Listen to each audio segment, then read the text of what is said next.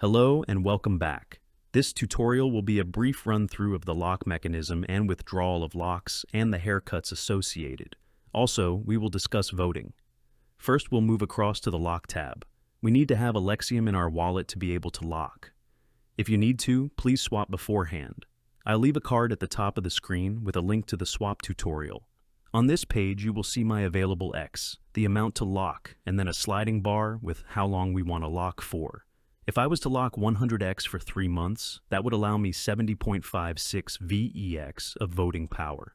If I was to extend that lock for a longer duration, I would get more power for that lock.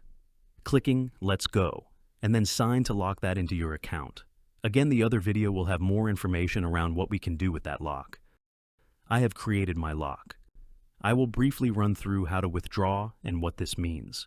So if I was to click the withdraw button, for whatever reason, that would come up with this page. This page will tell me how much I will lose of my X. By withdrawing now, I will lose 97%. So if I was to withdraw now, immediately after depositing, I would only withdraw 2.59x. Now that I have created my lock, I can take my lock over to the vote. Now, if I have created a LP pair like I've shown you in the LP video, linked to the tutorial above, I will then take my lock that I've created and choose to vote on that LP pair. This would be Elexium/X for me. Let's look at what is displayed. We have Elexium and X, which is a volatile pool. 0.3% fees go to the LP providers. It's got 51% of votes already, so 51% of the total votes that have been voted have been directed to this specific pool. We can see the different amount of votes as we go along different pools. We have the total value locked and the APR. This APR will need to be updated, and will do so in the near future. The fees here are the fees that have been traded in the LP pool so far. So, 463X and 430 Elexium. These are the bribes that are available. We'll speak more about bribes in the next tutorial. These are the total rewards, which is fees plus bribes. Click on this one to vote for it. We also have the vote APR. Moving into select here, we can see here what we have voted for, and the epic timer, which we spoke about previously. We are going to select our lock. If we have multiple locks, you'll see multiple different locks that you can choose here. We're going to click on the vote button. This will bring up the vote card. Here we can see the vote that we have locked, how much it is, the power, and for how long.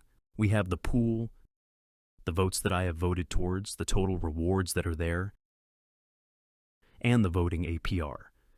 We can choose how much we want to allocate towards that, how much of our voting power we want to allocate towards this vote.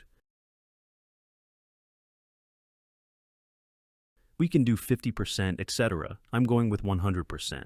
I'm going to click here to vote for that, and then sign the transaction in my wallet. That transaction is now pending. And we have now successfully voted for the Elexium/Elexium pool.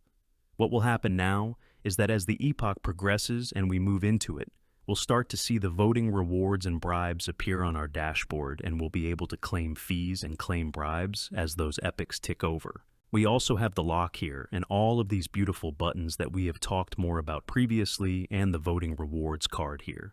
Again, our claim bribes and claim fees buttons here are separate, and we can click those through and sign those transactions as they are released to us. Fantastic. That is how the vote and lock functions work. We'll see you soon for the bribe video.